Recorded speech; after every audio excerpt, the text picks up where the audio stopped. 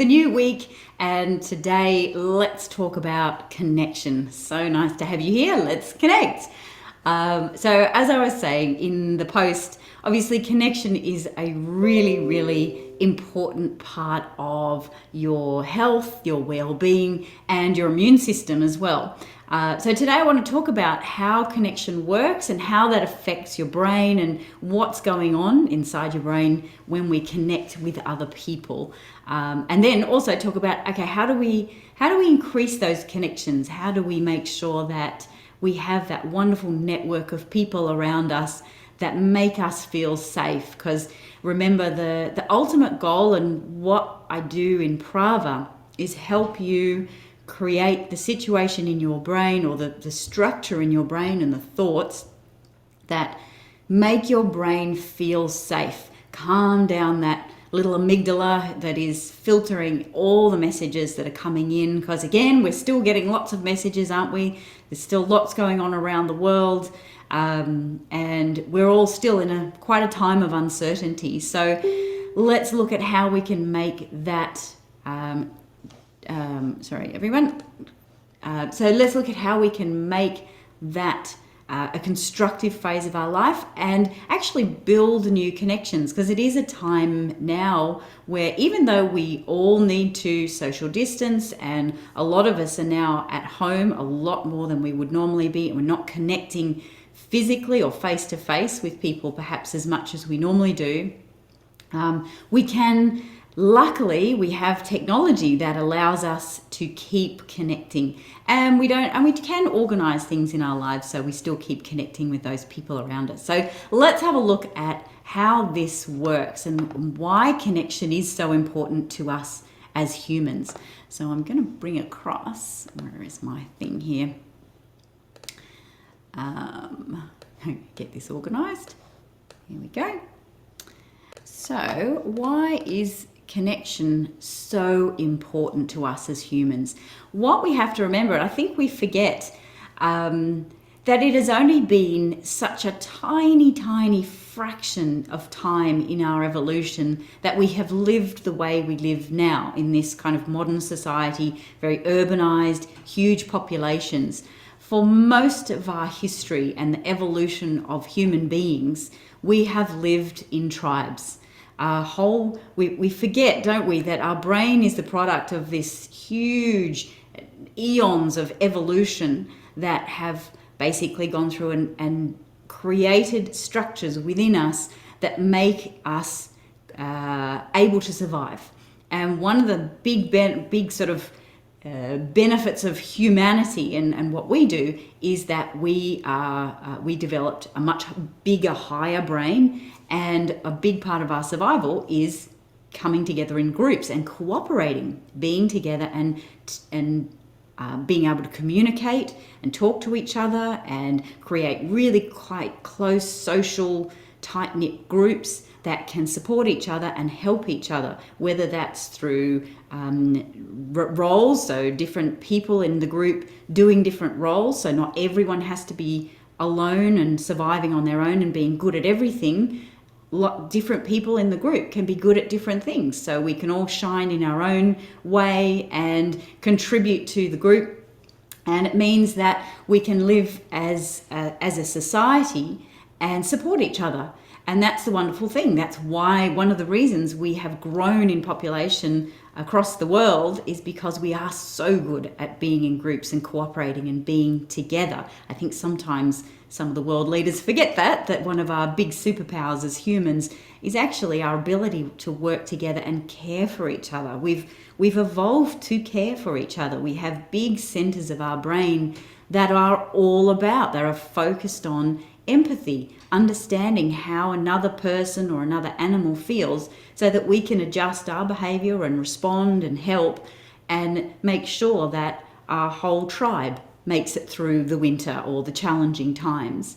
And isn't that wonderful? But we do need to remember that so that is a big part of our survival, and our innate nature is wanting to be able to help other members of our tribe, and also wanting to be part of a tribe, being connected to these people that we trust and believe that will be there for us when we need help as well.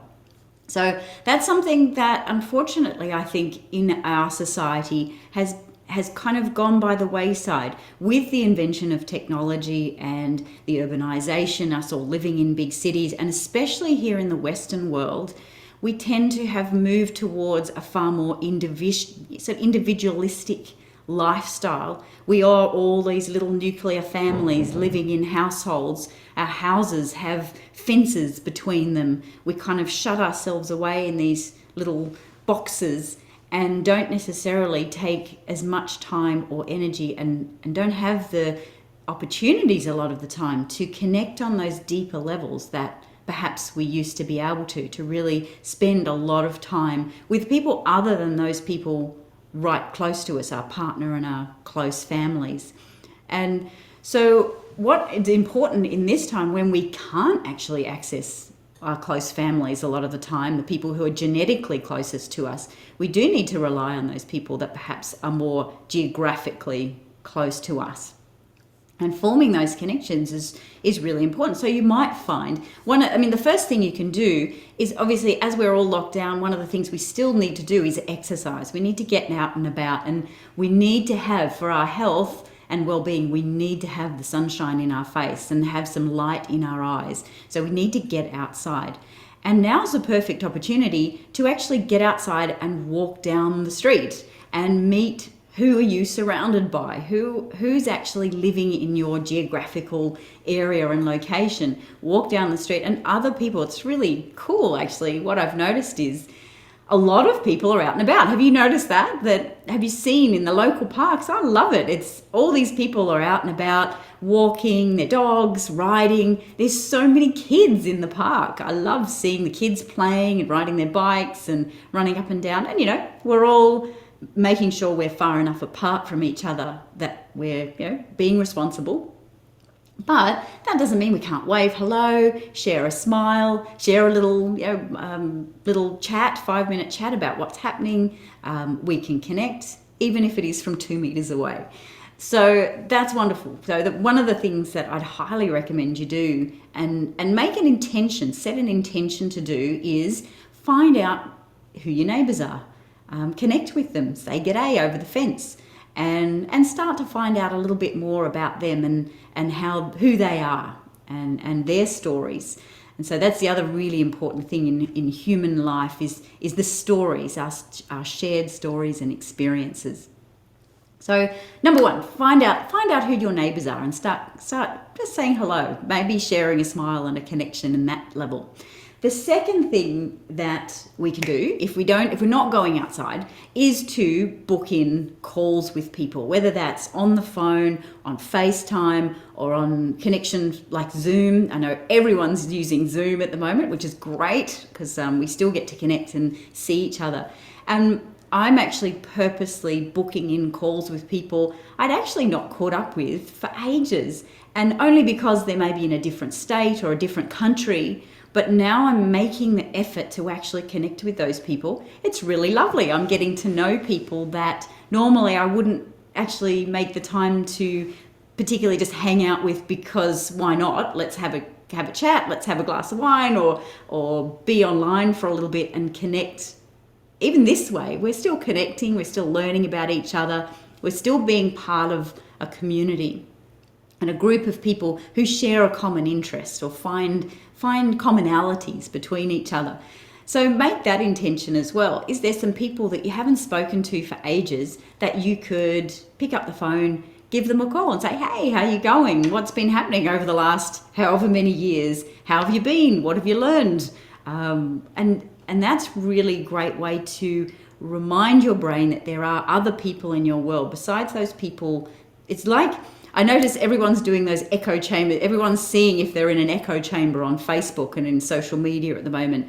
And suddenly we're all seeing feeds and posts and things from people we've not heard from for years, because Facebook has kind of closed it down and we only get stuff from those 25 kind of closest people in our social network on that platform. So getting out and actually reaching out and maybe connecting, messaging someone you haven't messaged for a long, long time, saying, hey, how are you going?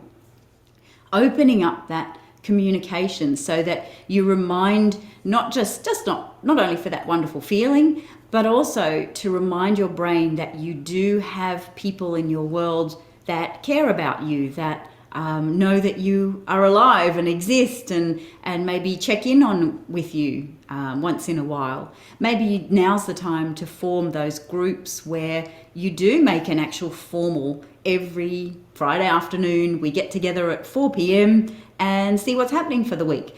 Keep it positive though. Remember to not get caught down in the bogged down into the negatives or the bad things that happen. Make sure the intention for that meeting is to share some positive things, share some experiences, share some things that you've learnt, and share some dreams for the future. And that's actually what I want to talk about next. There are particular questions and particular topics that are really positive and productive for creating deeper connections with the people in your life. And I don't mean you have to tell them your deepest, darkest secrets or your whole life story, but what you can do is start to find out a bit more about their story and make a connection on it may be a more emotional level, or it may be just be more on an understanding level, starting to realize who these people really are and what their passions are and what they love and the things that you guys share in common. And that, again, really, really good for your health, your well-being, and your longevity, because you feel this is another really important thing for your mental health.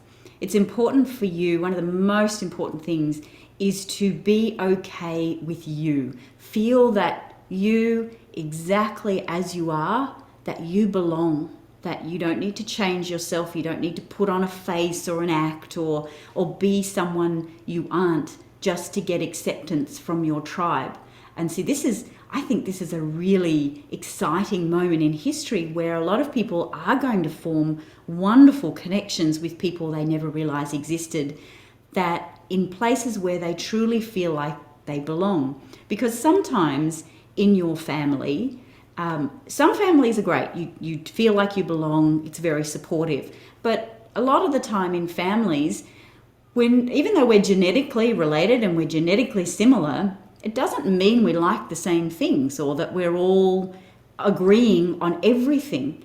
And sometimes it's really important for you to make connections outside that really small group of people, because that's where you'll suddenly realize, hey, wow, there's other people in the world who love this thing that I love, that none of my family understand, that none of my family are really into, or maybe some of my family are actually quite negative about, that there are things that are really, we connect in a wonderful way, a positive way, with those people in our lives, with new people that we perhaps hadn't connected with before.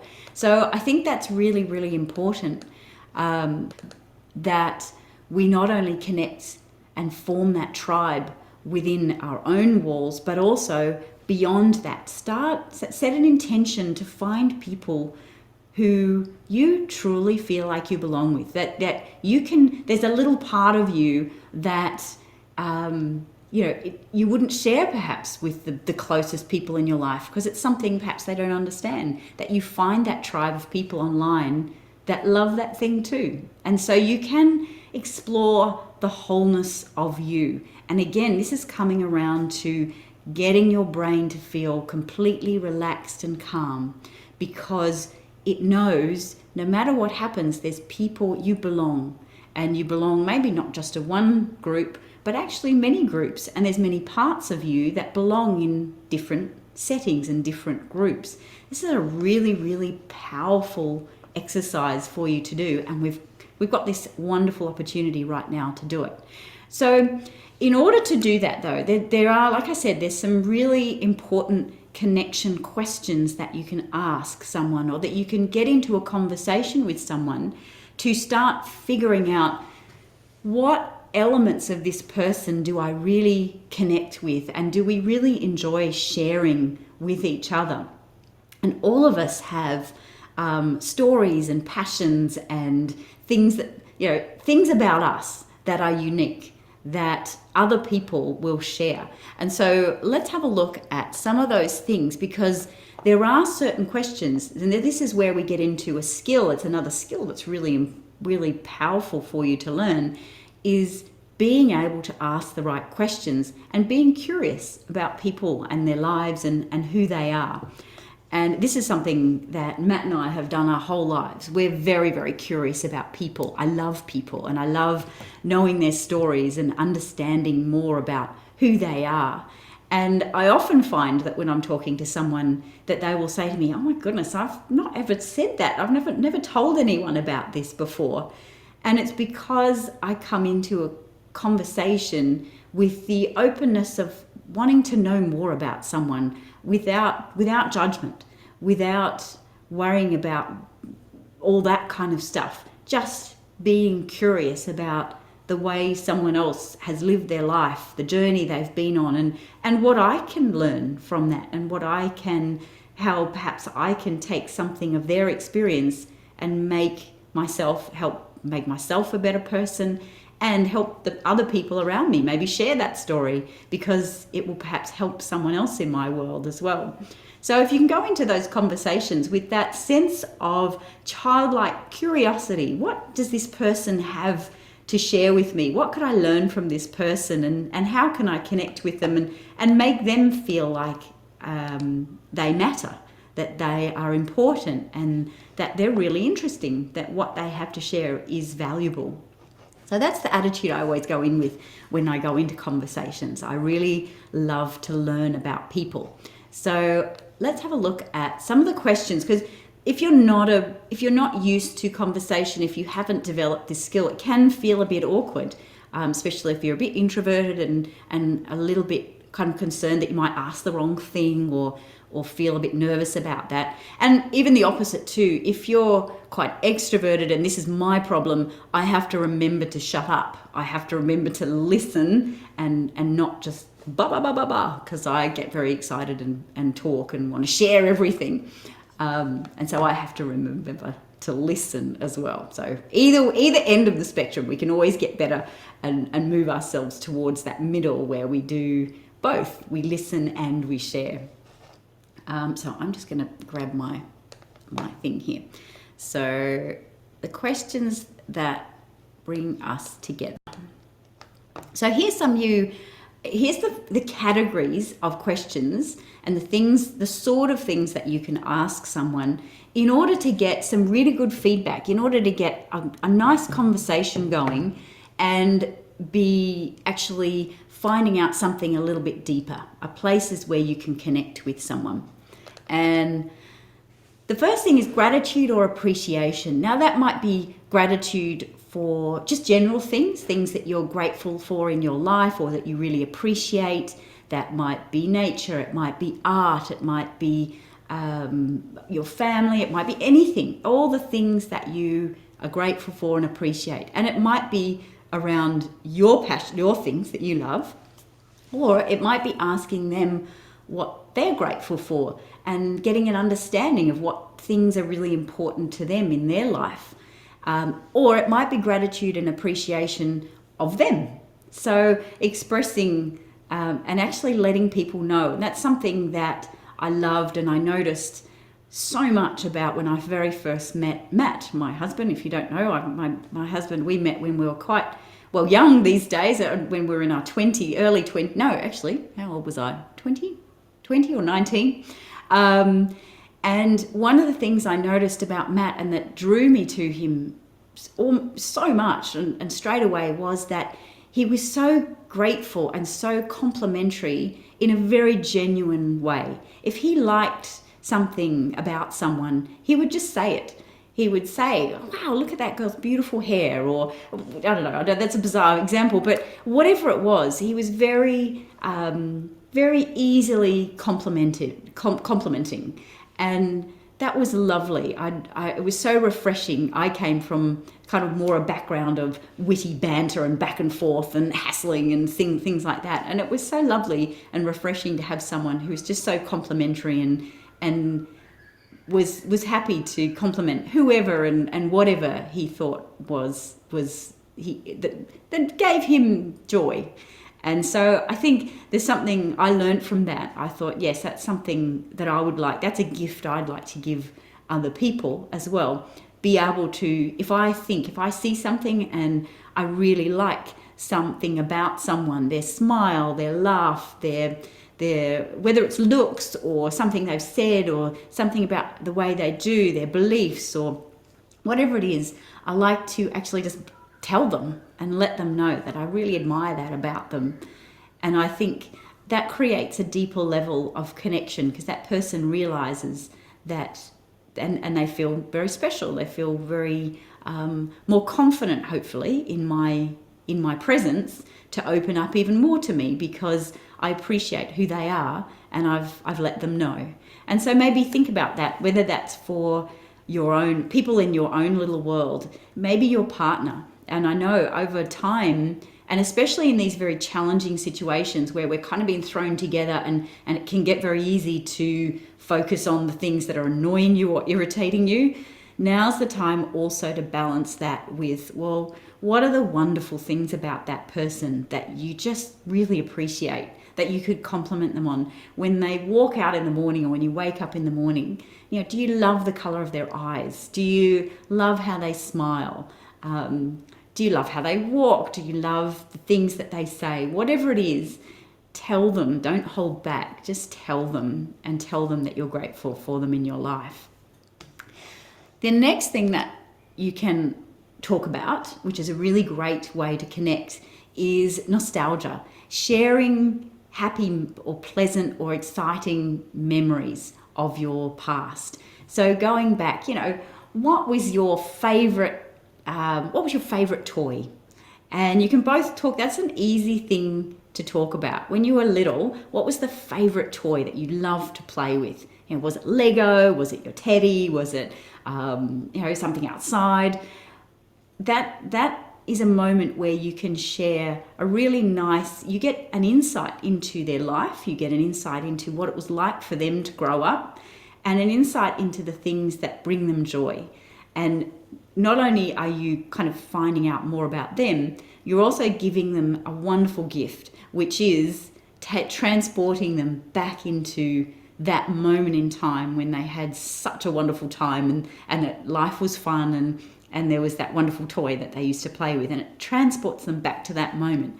What a wonderful gift to give someone. So think about that in your next conversation. Is there something, now obviously if it's business, it's maybe not your favorite toy, but maybe it's, what was the very first time you did something business-like? What was the first sale or thing you ever sold? Or what was the first time you knew you wanted to be an entrepreneur? It can apply to any time frame and any situation. So it's just nostalgia, asking somebody something about something pleasant in their past and getting them to share a memory with you. And that's a lovely connection, and then you share one back. The third thing you can you can talk about is either giving or asking for advice. So when you have a challenge, it's really great connection if you're talking to someone, hey, I'm finding this really difficult. Have you ever found that? And that actually makes a connection on several levels. First of all, it's a vulnerability. It's you opening up and saying, hey, I'm not perfect. I'm having a challenge with this particular thing. It may be a big thing. It may be just a little small thing. But that's actually very complimentary to the other person because it shows that you trust them. It shows you have enough trust in them to open up a small amount or large amount of vulnerability. And then it also gives them the opportunity to share their learning, their life's experience with you. And that goes both ways. That's a very, very powerful thing because the level of trust between you has now risen a lot. Because if they do give you some advice that you find very helpful, or even if it's just a little bit of advice that even just makes you feel a bit better, it's created that beautiful safe brain feeling for you. It's that idea that if I have a problem, I'm able to share it, and I've got people in my life who can help me through this, who have the capability to give me advice or support or whatever it is in order to help me move through whatever it is. That's very, very powerful for your feelings of safety and security. And this is why we do need to be vulnerable. We need to learn how to be a little bit vulnerable sometimes, to open up and say, hey, I can't do this. I'm having trouble with this.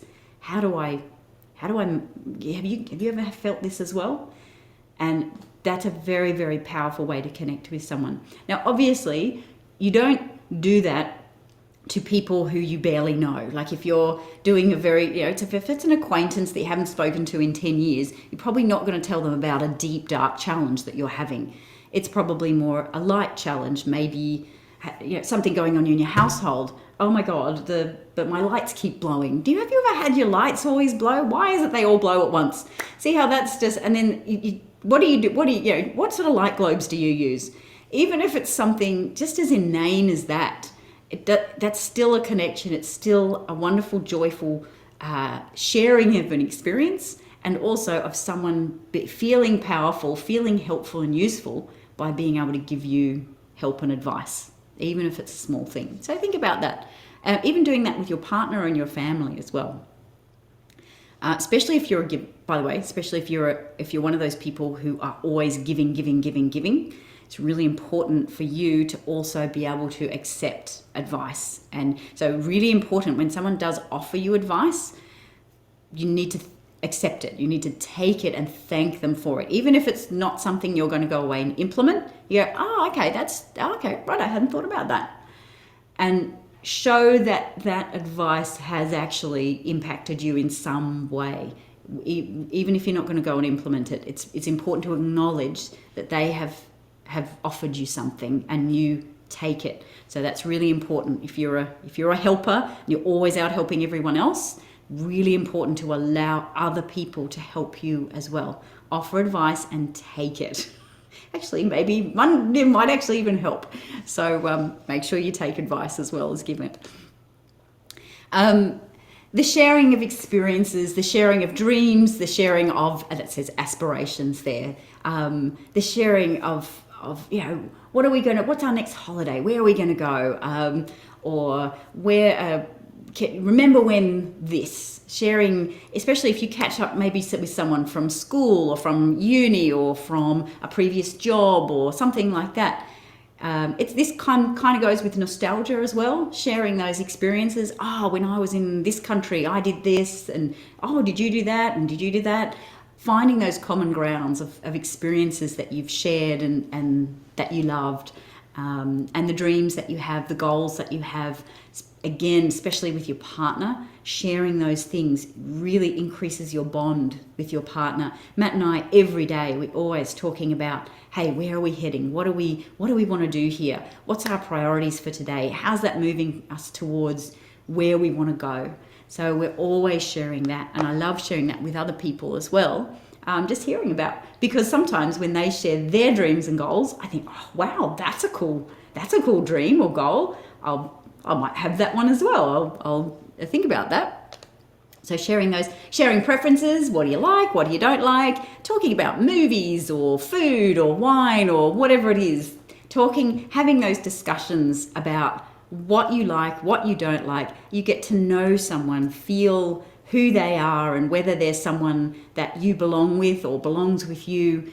And there's a real nice connection there. So whatever it is, even if it's preferences, okay, do you like sunny weather or do you like rainy weather? And why? And being really important again is to be open to both, to the many points of view. Allowing that other person, and here we go to allowing again, allowing that other person to have their opinion, even if it's not yours. Understanding that. So you share those things, and maybe one of you might change your opinion based on what the other person's experiences are. That being open to the idea that perhaps they won't change their opinion about this particular thing, and that's okay too. And the final one, again, like preferences, what do you like, what do you don't like, but also commonalities. So sports, hobbies, that says passions. This is where you can find your tribes. Find your tribes online. If you absolutely love, I'm looking at my desk, pencil sharpeners. You have a passion for pencil sharpeners. And there will be people, there will be forums of people who love and collect pencil sharpeners, and you can share that passion. That's, again, this is triggering all those wonderful chemicals in your brain. When you find someone that you're connected to, you realize you're not alone, that you're sharing this journey, this passion, whatever it is, with someone else in the world. And that is really, really important. That will give you a big immune boost and a wonderful feeling. Now, I need to, we're almost done, but what I want to leave you with is some questions that you can use in a conversation. And if you're up for it, let's answer these in the comments.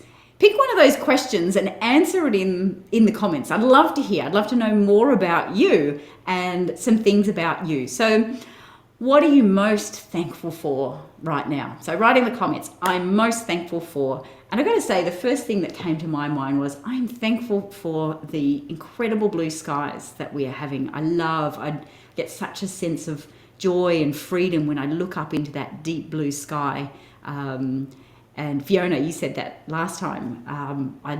Thank you for reminding me that blue sky is just so wonderful. So that's something I'm thankful for. What was your very first job? So this is, just a random question, but it gets us thinking about how we're connected. And actually, my very, very first job was working in a bakery. That was, right back, just after school, working in a bakery. There you go.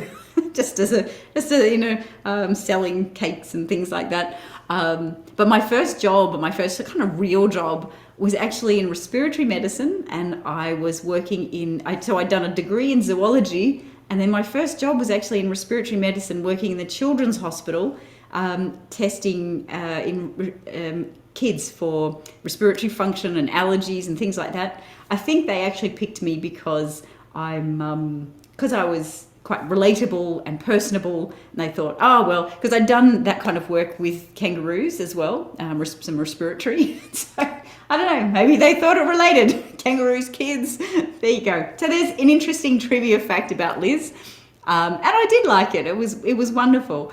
I liked working with kids.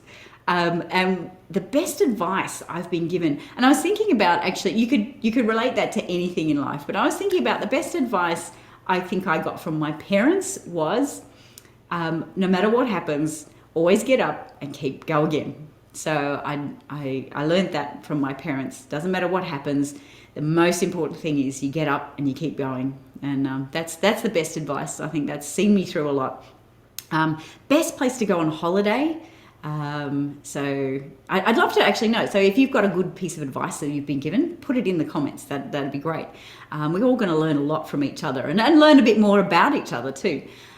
Best place to go on holiday. Oh gosh. So this could be based on what you believe, where do you think would be the best place to go on holiday based on what you know, or where has been the best place that you've been on holiday. I still got to say, even though I've been to some wonderful places around the world and I do love seeing all this amazing stuff, I do still love just going somewhere, being by a river and just kind of roughing it, just being there, adventuring through the river, swimming, being with my family. I really love those simple things where you can just sit in the grass and smell the grass and be by a river. That's still my favourite holiday.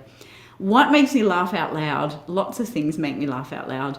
But I've got to say, animals, gorgeous animals. Like, I'm a shocker for watching cat videos. Not where they hurt themselves, but where they're doing funny stuff. I can watch a cat or a dog play for hours. Cats or dogs playing, that makes me laugh out loud. It's hilarious. I love joy in animals. There you go. So if you get answer one or more of the questions in the comments, I'd love to know a little bit more about you and share it with us in the community. And let's have some fun. Let's connect and make this, again, go out into the world and create connections, because that's how your brain works. When your brain feels like you are connected, that you share something with other people on earth, that no matter where they are or who they are, when you're connected, you feel safe. This is a deep programming of our brain. So let's take advantage of that. Let's get connected. Let's share some wonderful experiences, and all of us will feel more safe, more secure.